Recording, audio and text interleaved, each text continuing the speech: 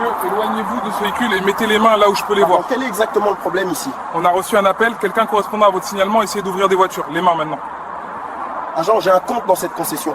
J'ai un rendez-vous et je vous conseille vivement de bien réfléchir à ce que vous êtes en train de faire. C'est une menace? À 14h17, un mardi de septembre, sur le parking de Meridian Luxury Motors, sur Westfield Boulevard à Columbus, dans l'Ohio, ce qui aurait dû être une simple visite chez un concessionnaire de 45 minutes est devenu l'une des confrontations liées aux droits civiques les mieux documentées jamais captées par caméra dans l'État de l'Ohio. 11 caméras de sécurité enregistraient tout, à l'intérieur, à l'extérieur, sur les poteaux du parking, à travers le showroom, avec chaque angle couvert, chaque image horodatée et chaque mot conservé. Ce n'était pas une vidéo floue filmée au téléphone à 30 mètres de distance. C'était 43 minutes d'image d'une netteté absolue, sous plusieurs angles, ne laissant absolument rien à interpréter, rien à contester, rien à expliquer. Parce que l'homme qui se tenait sur ce parking, et pendant que des officiers lui ordonnaient de lever les mains, était l'honorable Raymond G. Carter, juge fédéral des États-Unis, nommé au Southern District of Ohio, confirmé par le Sénat des États-Unis, un homme qui avait passé 26 ans à l'intérieur du système juridique américain. Un homme ayant l'autorité d'envoyer des gens en prison fédérale.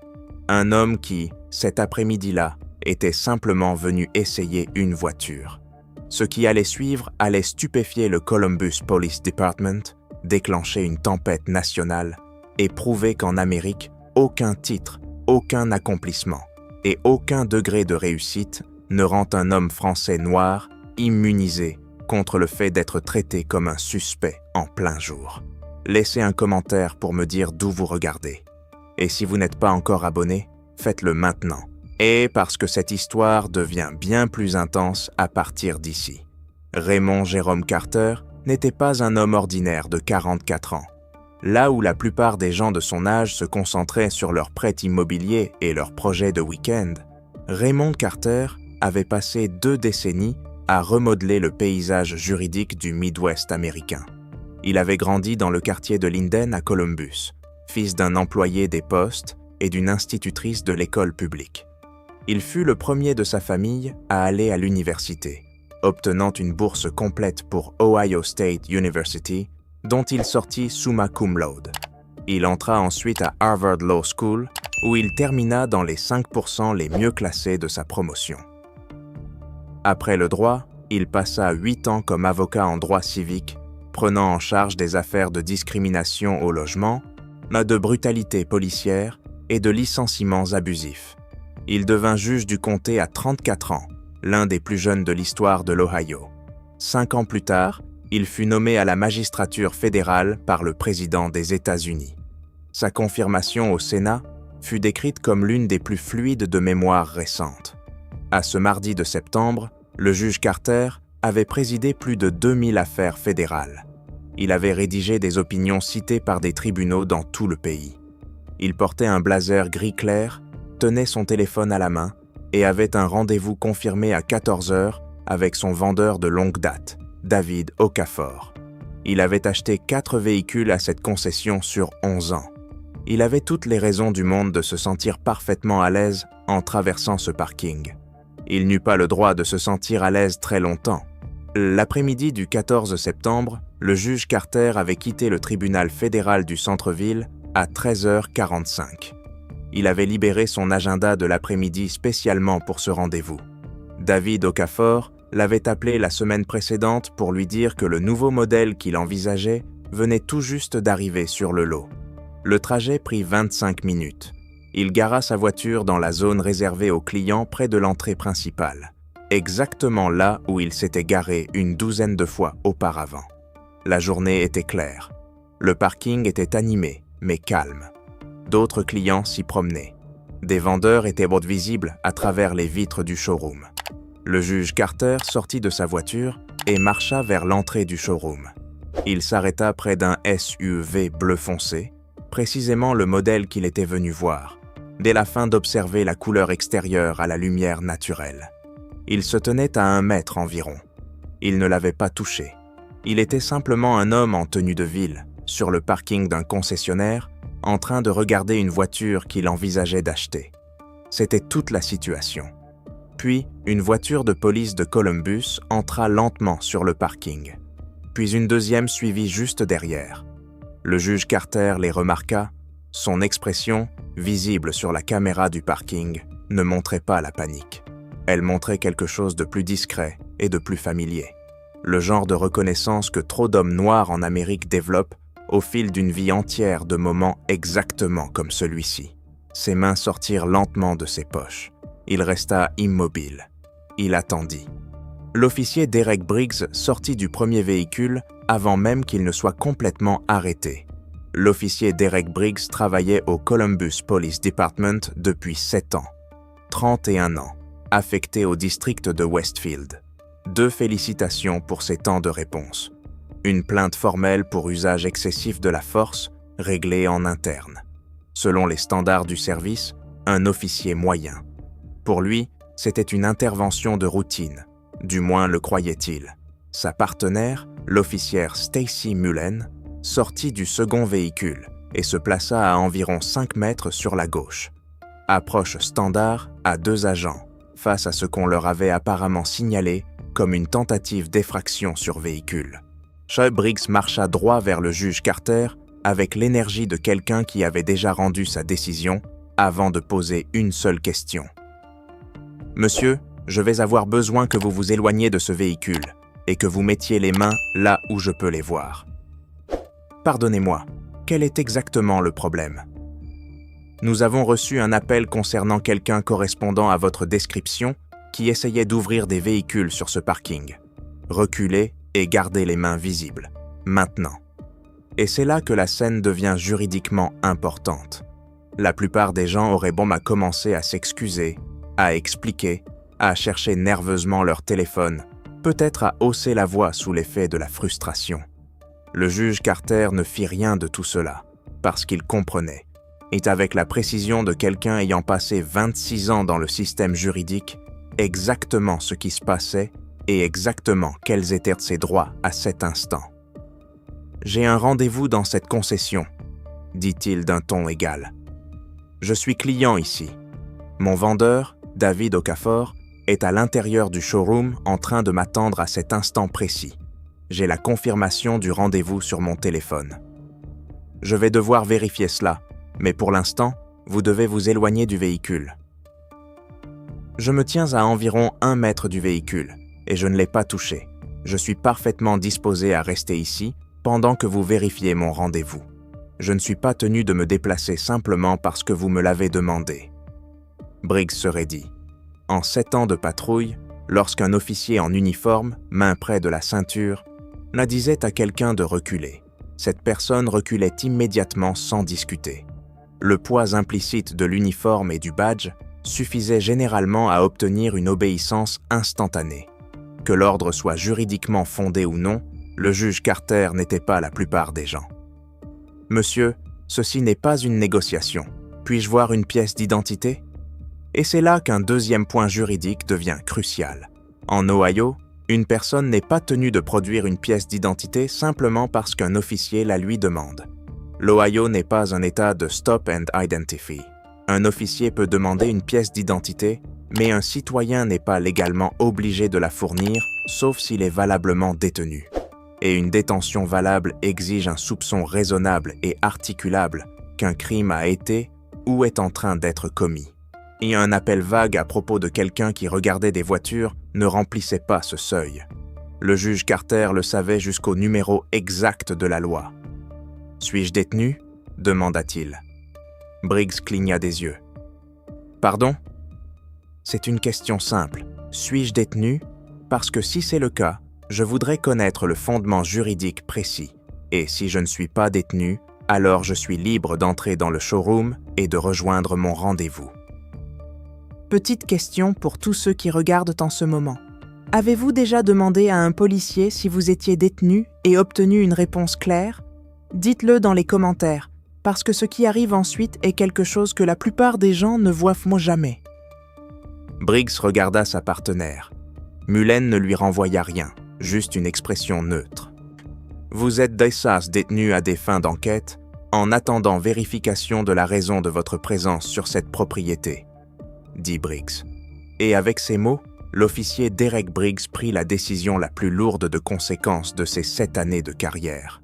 Il venait formellement de détenir un juge fédéral en exercice dans un parking commercial public sans soupçon raisonnable et articulable pour le crime apparent de se tenir près d'une voiture qu'il était venu acheter. L'expression du juge Carter ne changea pas, sa voix non plus, mais quelque chose changea dans ses yeux. Ceux qui ont regardé ces images savent exactement à quoi ressemble ce changement. Ce n'est pas de la colère, ce n'est pas de la peur, c'est la certitude calme, absolue, de quelqu'un qui sait qu'il a raison, qu'il peut le prouver, et que l'horloge des conséquences vient de commencer à tourner pour l'autre personne.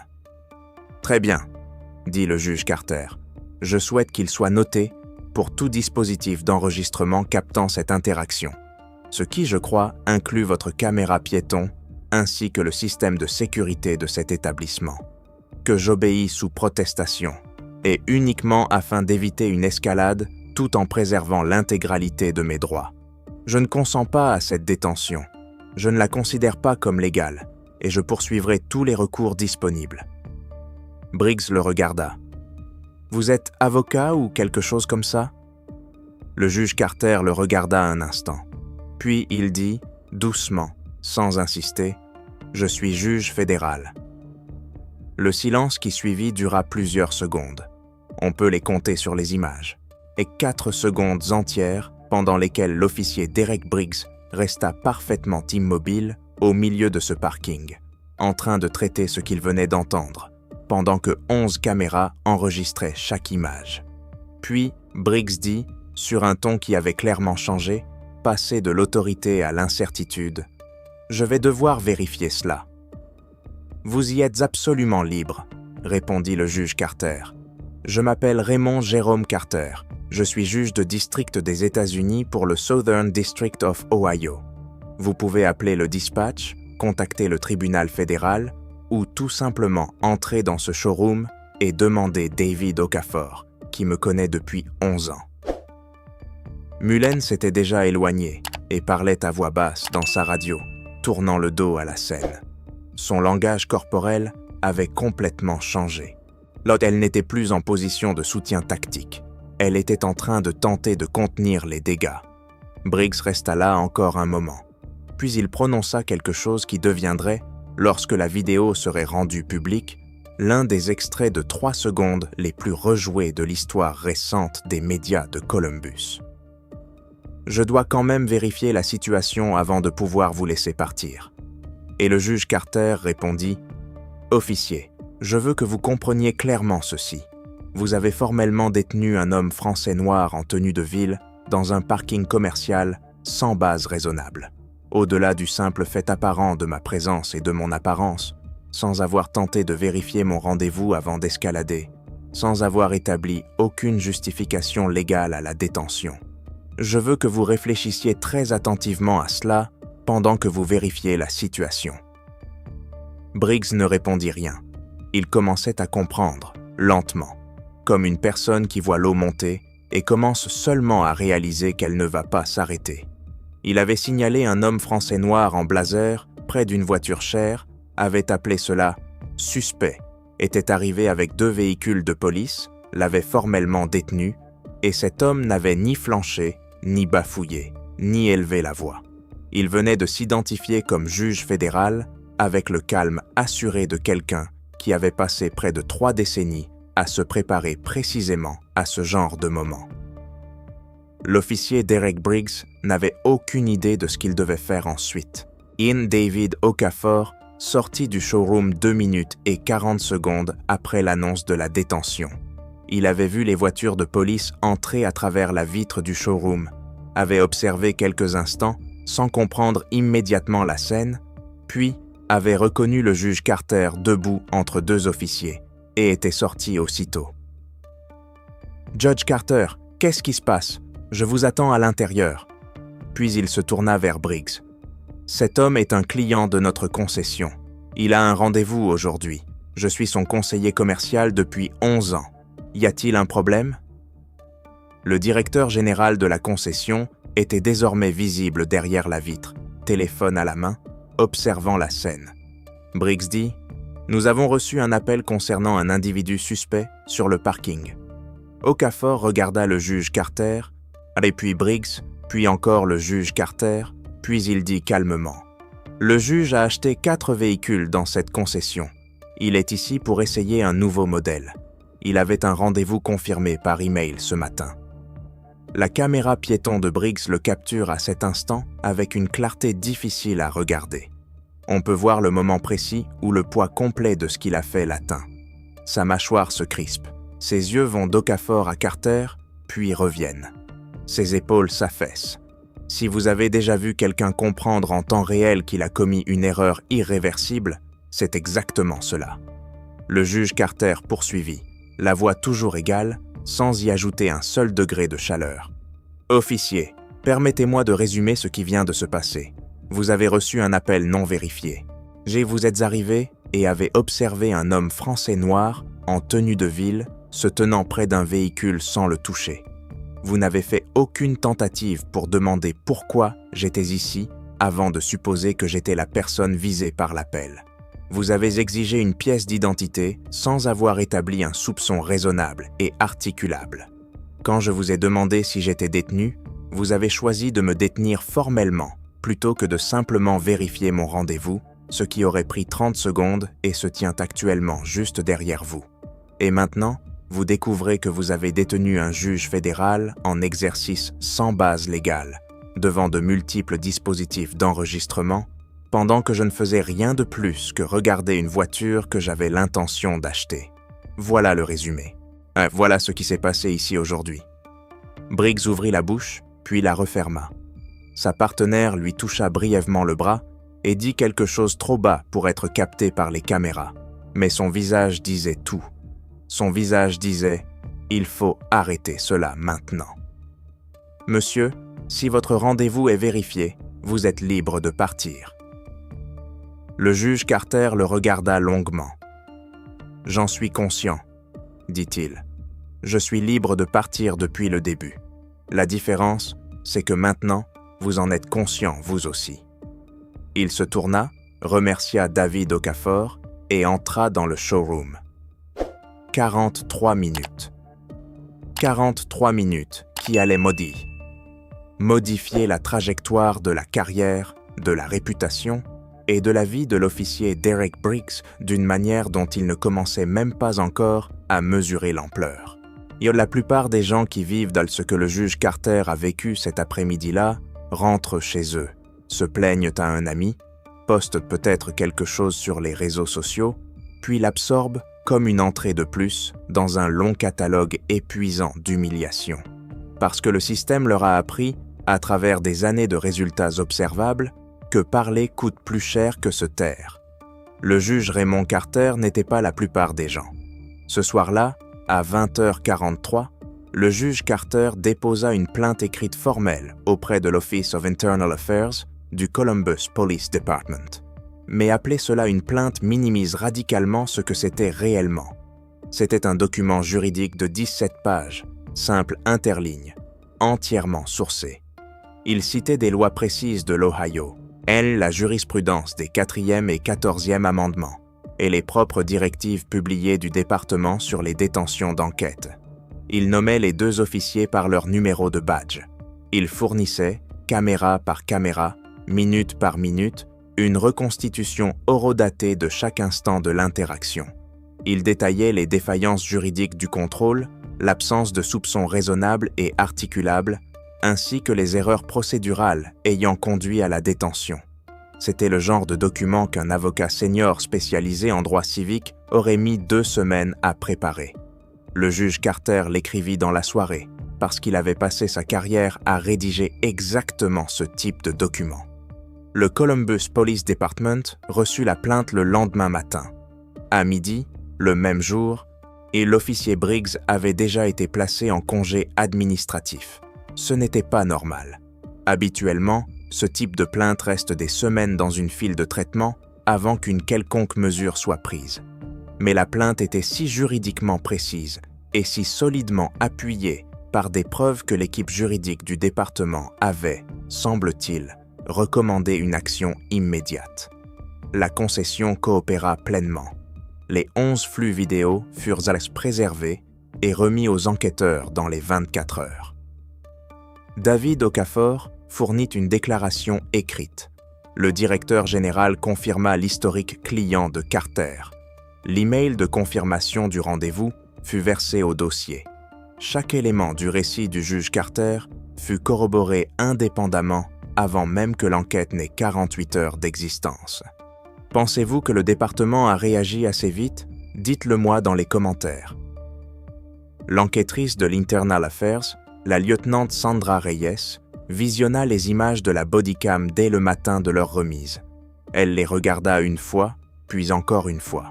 Puis elle fit entrer son adjoint et les regarda une troisième fois. Ensuite, elle appela le chef du service juridique du département. Les images confirmaient tout, chaque point de la plainte. Mais la lieutenant Reyes trouva autre chose. La caméra périmétrique du parking, installée sur le poteau le plus éloigné, avait un angle plus large que les autres. Et dans cet angle plus large, visible à l'arrière-plan pendant toute la confrontation de 43 minutes, et on voyait un autre client sur le parking. Un homme blanc en jean et t-shirt qui passa 11 minutes à s'appuyer sur des véhicules, à regarder à travers les vitres et à coller son visage contre la vitre d'un camion. Aucun officier ne l'approcha. Personne ne signala sa présence. Il était sur le parking pendant toute la durée de la détention du juge Carter. Personne ne le questionna.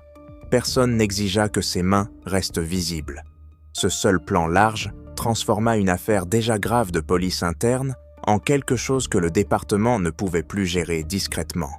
L'enquête dura 11 jours.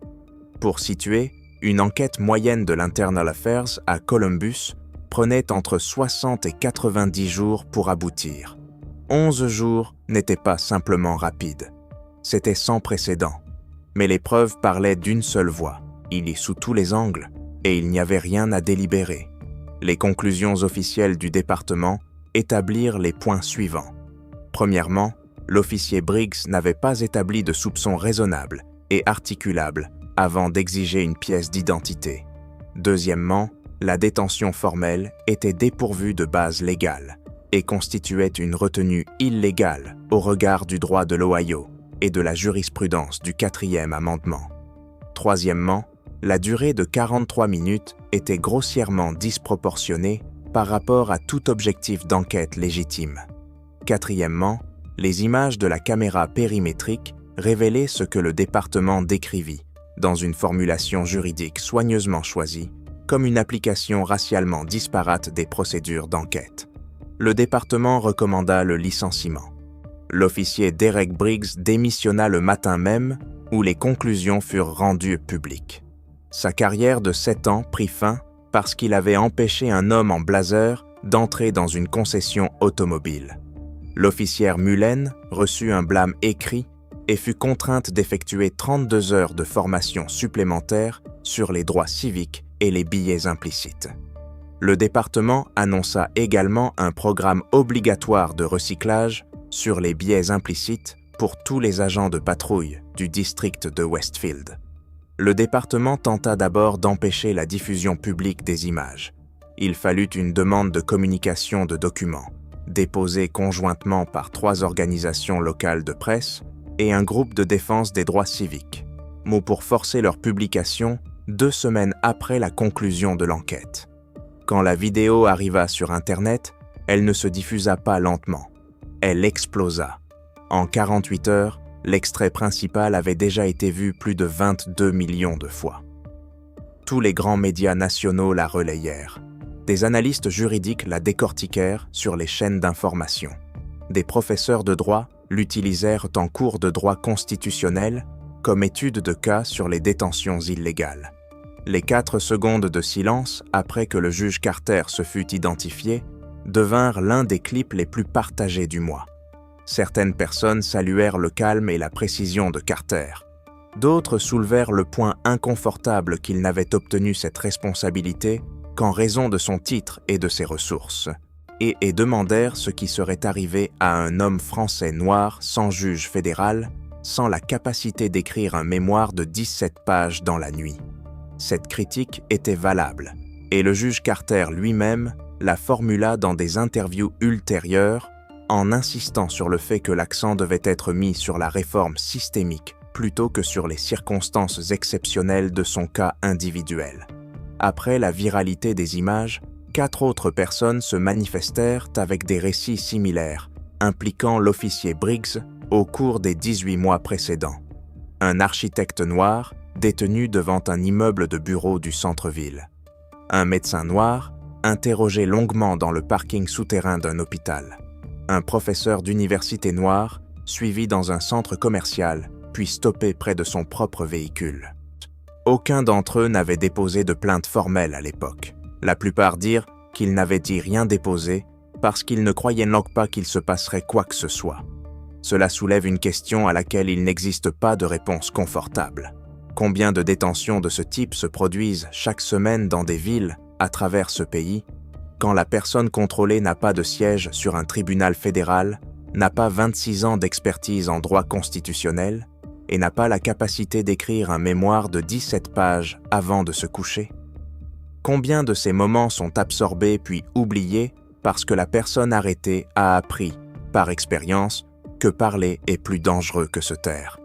Le Columbus Police Department mit en place plusieurs changements après cet incident. Les agents reçurent une formation mise à jour sur le seuil de l'arrêt d'enquête et sur les exigences de documentation.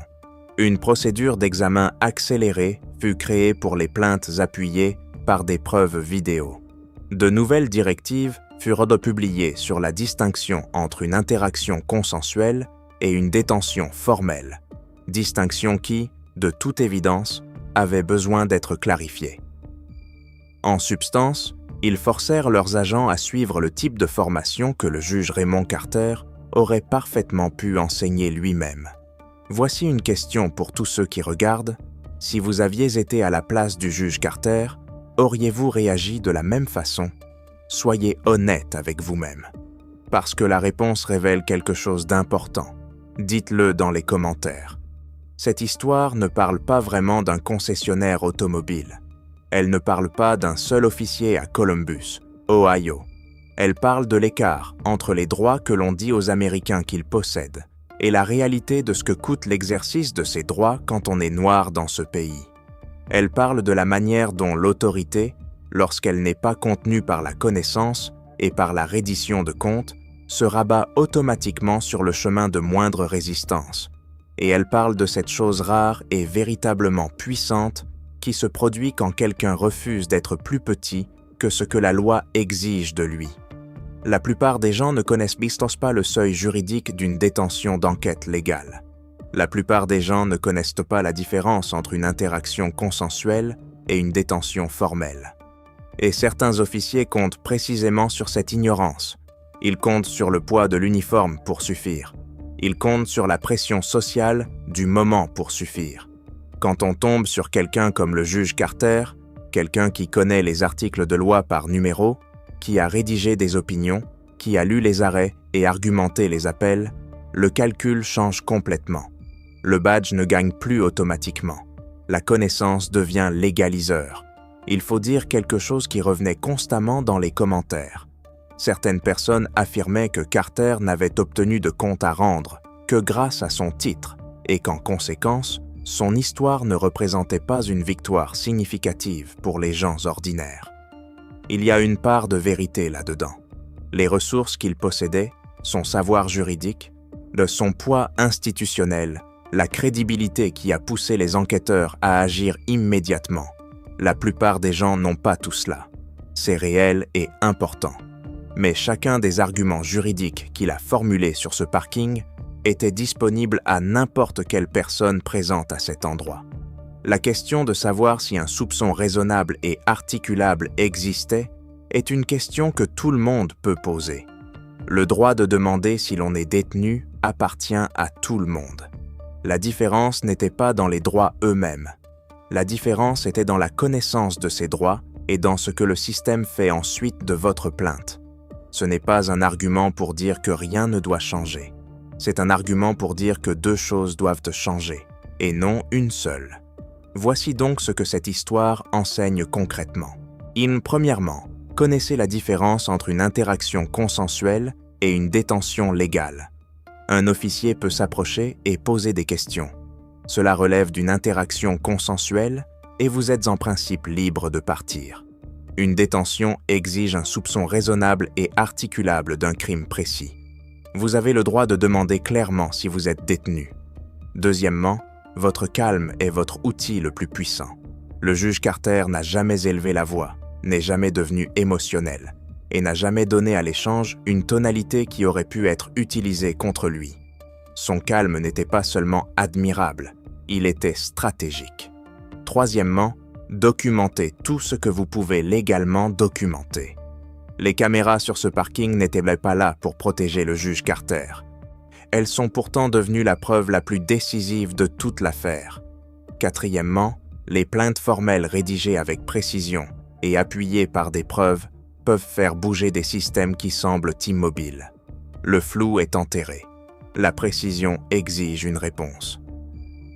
Cinquièmement, l'obligation de rendre des comptes dans les cas individuels n'est pas la même chose qu'un changement systémique. Le départ de l'officier Briggs était une conséquence. Ce n'était pas une solution. La conversation doit continuer au-delà de l'issue d'un seul dossier. Un homme, un parking, 43 minutes, et une carrière de 7 ans anéantie, avant même que l'enquête n'ait 2 semaines. Voilà le pouvoir de la connaissance. Voilà l'importance de la documentation. Et voilà ce qui se passe lorsque quelqu'un refuse d'accepter moins que ce que la loi lui garantit réellement. Question finale pour tous ceux qui regardent. Quelle est la chose que vous avez apprise dans cette histoire et que vous ignoriez auparavant? Écrivez votre réponse dans les commentaires. Et si cette histoire a compté pour vous, partagez-la, parce que les personnes qui ont le plus besoin de la voir sont précisément celles qui ont déjà absorbé trop de moments, comme celui-ci dans le silence. Cette histoire compte parce qu'elle ne parle pas seulement de Raymond Carter et de Derek Briggs sur un parking à Columbus. Elle parle de chaque Américain noir à qui l'on a déjà fait sentir qu'il était suspect dans un espace qu'il avait pourtant parfaitement le droit d'occuper. Elle parle de chaque personne détenue, sous le poids d'une supposition, plutôt que sous la preuve d'un crime. Elle parle de chaque moment absorbé en silence, parce que parler semblait trop dangereux, trop inutile, trop épuisant. L'histoire du juge Carter montre que l'on peut connaître ses droits et les utiliser. On peut refuser un ordre illégal sans hausser la voix. On peut tenir le système à ses propres standards proclamés. Et parfois, quand la preuve est indéniable, que la documentation est irréprochable et que les caméras tournent sous tous les angles, on peut gagner. Toutes les histoires ne se terminent pas ainsi. Tous les contrôles ne conduisent pas à des conséquences. Toutes les plaintes ne produisent pas de changement. Mais celle-ci, oui. Et cela compte parce que cela s'est produit, parce que cela a été documenté. Parce que cela a prouvé ce que trop de personnes dans ce pays savent déjà par expérience vécue et que trop d'autres doivent encore comprendre. Un badge n'est pas un chèque en blanc. Un uniforme n'est pas au-dessus de la Constitution. Et la connaissance, la vraie connaissance, celle qu'on porte dans son esprit et qu'on peut mobiliser sur un parking à 2 heures de l'après-midi sans scier, est la chose la plus puissante avec laquelle une personne puisse entrer dans n'importe quelle interaction. Voilà l'héritage du juge Raymond Carter. Pas seulement la démission d'un officier, mais la trace permanente, documentée, impossible à nier, du fait que cela s'est produit, que c'était injuste et que cela n'est pas resté sans réponse. Abonnez-vous maintenant pour plus d'histoires vraies sur la responsabilité, les droits civiques et les moments où des personnes refusent d'accepter ce qui n'est pas acceptable. Appuyez sur « J'aime » si vous pensez qu'aucun badge et aucune supposition n'est plus forte que la vérité captée par caméra. Partagez cette vidéo avec tout le monde autour de vous, parce que la prise de conscience est la première étape vers le type de changement qui dure vraiment. Et laissez un commentaire. Dites-moi d'où vous regardez. Dites-moi si vous avez déjà vécu quelque chose comme cela. Dites-moi la chose que vous retenez aujourd'hui de cette histoire. Cette histoire est présentée à des fins éducatives et informatives uniquement. Le scénario décrit est entièrement fictif et a été créé pour illustrer des schémas documentés de pratiques policières à biais leur ratio, de droit des droits civiques et de processus de reddition de comptes. Tous les noms et personnages, lieux et événements sont entièrement fictifs. Toute ressemblance avec des personnes réelles, vivantes ou décédées, ou avec des événements réels, serait purement fortuite. Connaissez vos droits, restez prudents.